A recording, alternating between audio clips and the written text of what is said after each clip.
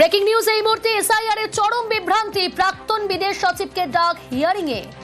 SIR এর চরম বিভ্রান্তি, এবার প্রাক্তন বিদেশ সচিবকে ডাক হিয়ারিং এ। কৃষ্ণন শ্রীনিবাসনকে ডাক এসআইআর এ।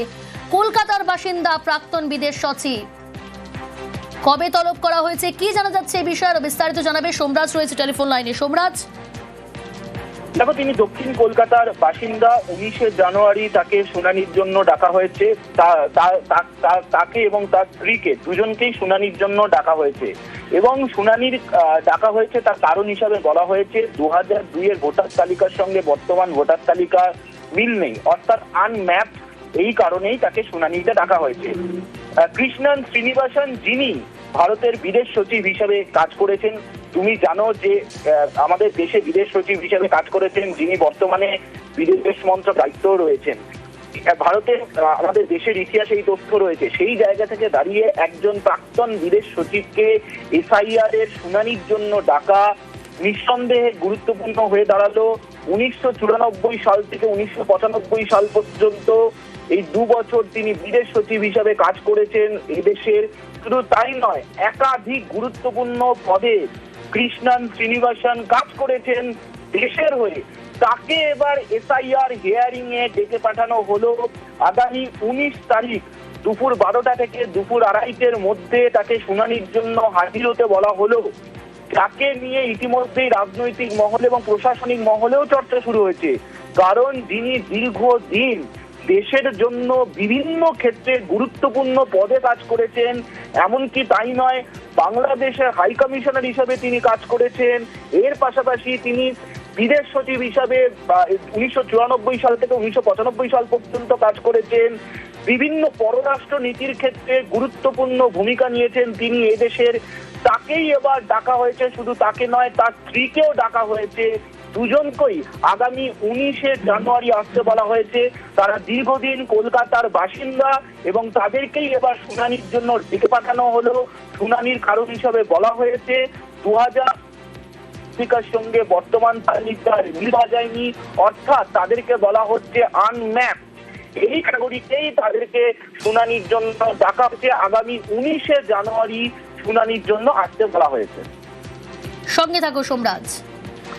এসআইআর এর চরম বিভ্রান্তি, প্রাক্তন বিদেশ সচিবকে ডাক এবার হিয়ারিং এ। কৃষ্ণন শ্রীনিবাসনকে ডাক এসআইআর এ। কলকাতার বাসিন্দা প্রাক্তন বিদেশ সচিব।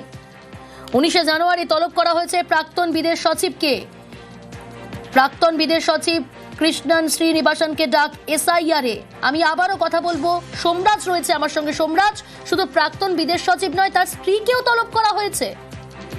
একদমই, দেখো, তার স্ত্রীকেও তলব করা হয়েছে, তাকেও তলব করা হয়েছে। এবং তোমাকে জানিয়ে রাখি, যারা বিদেশ সচিব হিসাবে কাজ করেন, অর্থাৎ কৃষ্ণন শ্রীনিবাসন শুধু নয়, যারা দেশের বিদেশ সচিব হিসেবে কাজ করেন তারা কিন্তু ডিপ্লোম্যাট পাসপোর্ট হোল্ডার, অর্থাৎ তারা কিন্তু ডিপ্লোম্যাট, দেশের ডিপ্লোম্যাট। ফলত সেই জায়গা থেকে তাদের এসআইআর হিয়ারিং এ ডেকে পাঠানো হলো। নিঃসন্দেহে এটা কিন্তু একটা প্রশ্ন উঠছে জাতীয় নির্বাচন কমিশনের বিরুদ্ধে।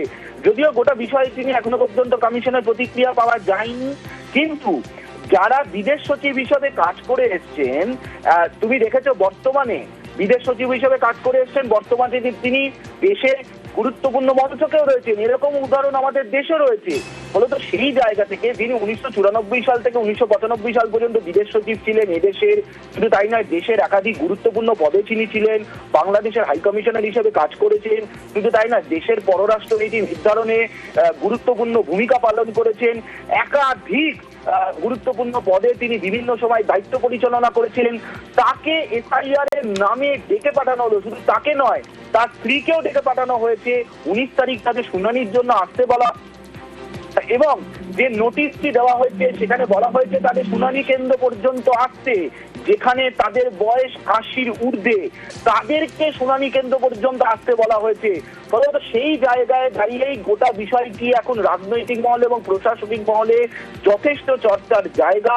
কারণ একজন বিদেশ সচিব হিসাবে কাজ করা ব্যক্তি, যিনি বিদেশ সচিবের পাশাপাশিও একাধিক গুরুত্বপূর্ণ দায়িত্বে সামলেছেন কেন্দ্রে, তাকে এসআইআর এর নাম করে ডেকে পাঠানো, যাকে বলা হচ্ছে 2002 এর ভোটার তালিকার সঙ্গে বর্তমান ভোটার তালিকার মিল নেই, অর্থাৎ আনম্যাপড ক্যাটাগরিতে তাকে ডেকে পাঠানো হয়েছে। আগামী 19 তারিখ তাকে ডেকে পাঠানো হয়েছে। তিনি দক্ষিণ কলকাতার বাসিন্দা, দীর্ঘদিন ধরে তিনি কলকাতার বাসিন্দা, তাকে এবার শুনানির মুখোমুখি হতে হচ্ছে। বেশ, সঙ্গে থাকুন। এসআইআর এর চরম বিভ্রান্তি, এবার প্রাক্তন বিদেশ সচিবকে ডাক হিয়ারিং এ, কৃষ্ণন শ্রীনিবাসনকে ডাক এসআইআর এ। কলকাতার বাসিন্দা প্রাক্তন বিদেশ সচিব, 19 জানুয়ারি তলব করা হয়েছে তাকে। শুধু তাই নয়, প্রাক্তন বিদেশ সচিবের স্ত্রীকেও তলব করা হয়েছে। আগামী 19 জানুয়ারি তলব করা হয়েছে। এসআইআর এর চরম বিভ্রান্তি, প্রাক্তন বিদেশ সচিব কৃষ্ণন শ্রীনিবাসনকে ডাক এসআইআর এ। কলকাতার বাসিন্দা প্রাক্তন বিদেশ সচিব এবং তার স্ত্রীকে তলব আগামী 19 জানুয়ারি।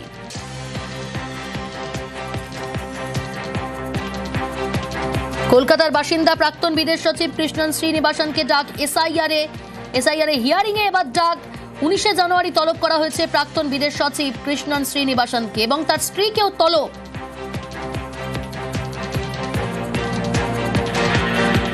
আমি কথা বলবো, সোমরাজ রয়েছে আমার সঙ্গে। সোমরাজ, জানা যাচ্ছে কি গরমিল পাওয়া গেছে? দেখো, যেটা কারণ হিসাবে বলা হয়েছে, যে নোটিশটি তাকে ইস্যু করা হয়েছে, সেখানে যে কারণটি বলা হচ্ছে মূলত কমিশনের তরফে, যে সে আনম্যাপ, অর্থাৎ 2002 ভোটার তালিকার সঙ্গে বর্তমান ভোটার তালিকার মিল নেই। সেই কারণেই তাকে শুনানির জন্য ডেকে পাঠানো হচ্ছে। শুধু তাকে নয়, তার স্ত্রীকেও ডেকে পাঠানো হয়েছে এবং সেখানে বলা হচ্ছে যে কোনো লিঙ্ক পাওয়া যায়নি, অর্থাৎ 2002 ভোটার তালিকার সঙ্গে বর্তমান ভোটার তালিকার কোনো লিঙ্ক পাওয়া যায়নি। সেই কারণেই তাকে শুনানিতে আসতে বলা হয়েছে। প্রথমত তোমাকে জানিয়ে রাখি, তিনি দীর্ঘদিন বিদেশ সচিব হিসেবে কাজ করেছেন। 1994 সাল থেকে 1995 সাল পর্যন্ত তিনি বিদেশ সচিব হিসাবে কাজ করেছেন। শুধু তাই নয়, তিনি কিন্তু যেটা আরো জানা যাচ্ছে, বিভিন্ন সময় তিনি পররাষ্ট্র নীতির ক্ষেত্রে গুরুত্বপূর্ণ ভূমিকা পালন করেছেন। এমনকি তিনি বিভিন্ন বিশেষ করে জাতীয় নীতি নির্ধারণের ক্ষেত্রে বেশ কিছু গুরুত্বপূর্ণ ভূমিকা নিয়েছেন। ফলত সেই জায়গা থেকে যিনি বিদেশ সচিব হিসাবে কাজ করেছেন 1994 সাল থেকে 1995 সাল পর্যন্ত, তাকে এইভাবে এসআইআর এর নাম করে শুনানি কেন্দ্রে ডেকে পাঠানো, যেটা এখন বর্তমানে রাজনৈতিক ও প্রশাসনিকভাবে যথেষ্ট চর্চার জায়গা হয়ে দাঁড়িয়েছে। দ্বিতীয়ত বিষয় তোমাকে জানিয়ে রাখি, তার বয়স কিন্তু 80-র বেশি বয়স। ফলত সেই জায়গায় দাঁড়িয়ে তাকে শুনানি কেন্দ্র পর্যন্ত পাঠানো হলো, অথচ তার বাড়িতে বিএলওর তরফে বলা হলো না যে তার বাড়িতে গিয়ে শুনানি হবে। কিন্তু যে জায়গাটি প্রথমে প্রশ্ন উঠছে, যিনি একজন দেশের ডিপ্লোম্যাট হিসেবে কাজ করেছেন, তাকে এইভাবে এসআইআর এর নাম করে শুনানিতে ডেকে পাঠানো এবং তাকে বলে দেওয়া হচ্ছে 2002 এর সঙ্গে বর্তমান ভোটার তালিকার তার মিল পাওয়া যায়নি, লিঙ্ক পাওয়া যায়নি, সেই কারণেই তাকে ডেকে পাঠানো। অর্থাৎ প্রশাসনিক মহলে যে চর্চা শুরু হয়েছে এখন, তাহলে এসআইআর এর নাম করে হেনস্থার মুখোমুখি হতে হচ্ছে একজন বিদেশ সচিবকে, প্রাক্তন বিদেশ সচিব, যিনি এক সময় কেন্দ্রীয় সরকারের হয়ে বহু গুরুত্বপূর্ণ পদে কাজ করে এসেছেন। 1994 সাল থেকে 1995 সাল পর্যন্ত বিদেশ সচিব হয়ে কাজ করেছেন। তাকে এবার শুনানির মুখোমুখি হতে হচ্ছে। বেশ, তৃণমূল বলছে আনপ্ল্যান্ড এসআইআর নামবাদের ছক। একেবারে অন্যায্যভাবে পরিকল্পিতভাবে, যাতে মানুষ তিতিবিরক্ত হয়ে কোনোদিন না যান এবং সেই দিনই সঙ্গে সঙ্গে তাকে ওই ছুতোয় বাদ দিয়ে দেওয়া হবে। যারা বৈধ নাগরিক, সমস্ত ডকুমেন্ট আছে, নানা রকম ছুতোয় তাদেরকে ডেকে পাঠিয়ে হয়রান করা হচ্ছে। আমি আবার বলছি, বিজেপির নির্দেশে জাতীয় নির্বাচন কমিশন ভোটার লিস্টে গণহত্যার খেলা খেলছে।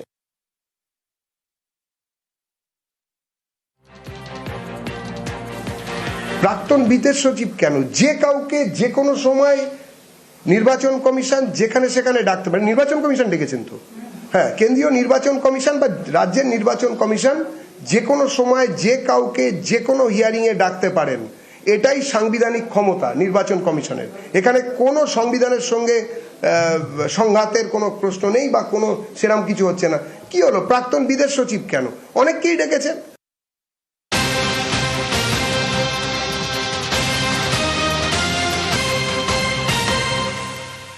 চন্দ্রযান অভিযানে বিজ্ঞানীকেও এসআইআর শুনানি। হাওড়ার বাসিন্দা অভিজিৎ বন্দ্যোপাধ্যায়কে নোটিশ। চন্দ্রযান অভিযানে গুরুত্বপূর্ণ ভূমিকা পালন। চন্দ্রযান অভিযানের বিজ্ঞানীকেও এসআইআর শুনানি। দেবাশিস রয়েছে প্রতিনিধি। দেবাশিস, কি কারণে তলব, কি জানা যাচ্ছে, কিছু কি গরমিল পাওয়া গেল? দেখো, গরমিল বলতে তাকে জানানো হয়েছে যে তার জমা দেওয়া অর্থাৎ এসআইআর ফর্মের সঙ্গে জমা দেওয়া যে তথ্য সেটি সঠিক কিনা তা খতিয়ে দেখতে কিন্তু তাকে এবং তার গোটা পরিবার তাদেরকে ডেকে পাঠানো হয়েছে। উত্তর হাওড়ার বাসিন্দা 68 নম্বর পার্টের যে বাসিন্দা অভিজিৎ বন্দ্যোপাধ্যায়, তিনি কিন্তু দীর্ঘদিন ধরে ইসরোতে কাজ করছেন এবং চন্দ্রযান-3 তাতে কিন্তু গুরুত্বপূর্ণ ভূমিকা পালন করেছিলেন। শুধু হাওড়া পশ্চিমবঙ্গ নয়, গোটা ভারতবর্ষের গর্ব, যেখানে প্রধানমন্ত্রী নিজে দাঁড়িয়ে এই অভিজিৎ বাবুকে সম্মান জানিয়েছেন। আর তাই তাকেই কিনা আজকে সাধারণ মানুষের সঙ্গে এসআইআর এর ফর্ম লাইনে দাঁড়িয়ে তাকে ভারতের নাগরিকত্বের প্রমাণ দিতে হচ্ছে। তবে এটি কিন্তু হাসি মুখেই কার্যত নির্বাচন কমিশনের ভূমিকা নিয়ে কটাক্ষ করেছেন অভিজিৎ বাবু এবং তার পরিবার। বেশ, সব মানুষেরই খুব অসহায় অবস্থা। সবাইকে এরকম বয়স্ক মানুষ, আমি বাবা মাকে নিয়ে আজকে এখানে আসতে হয়েছে, বাধ্য হয়েছি এক প্রকার। কিছু দেশের জন্য করেছি, তার জন্য সত্যিই গর্বিত। কিন্তু বর্তমানে যেরকম পরিস্থিতি, এইভাবে লাইনে দাঁড়িয়ে বয়স্ক বাবা মাকে নিয়ে হয়রানির যে শিকার হতে হচ্ছে, এটা শুধু আমি নয়, আমার মতো হাজার হাজার পরিবারকে এরকম পরিস্থিতির মধ্যে দিয়ে যেতে হচ্ছে বর্তমানে। এটা খুবই দুঃখজনক। ছেলে বড় হয়েছে তো কি হবে, কিছু করার নেই, যা করাচ্ছে তাই করছি। বললো 2000 টাকার নোট অচল, লাইনে দাঁড়াও, কত লোক মরলো, আবার এই করলো। এখন যারা আমরা পেনশন পাই, আমরা বহুদিনের লোক, তাই আমাদেরই অস্বীকার করছে যে তোমাদের নাগরিকত্ব থাকবে না। এই আবার কি ধরনের, আমরা স্বাধীনতার আগেকার তা কি করি।